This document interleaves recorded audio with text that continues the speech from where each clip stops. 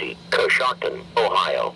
The National Weather Service in Pittsburgh has issued a severe thunderstorm warning for northwestern Coshocton County and east central Ohio until 6:30 p.m. At 6:15 p.m., a severe thunderstorm was located 7 miles south of Kilbuck, or 12 miles northwest of Coshocton, moving northeast at 40 miles per hour.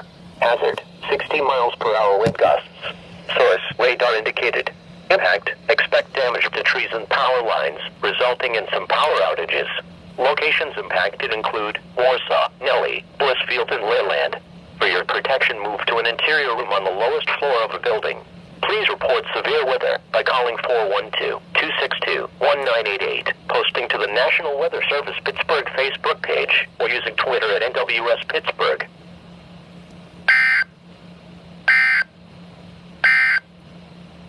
For East Central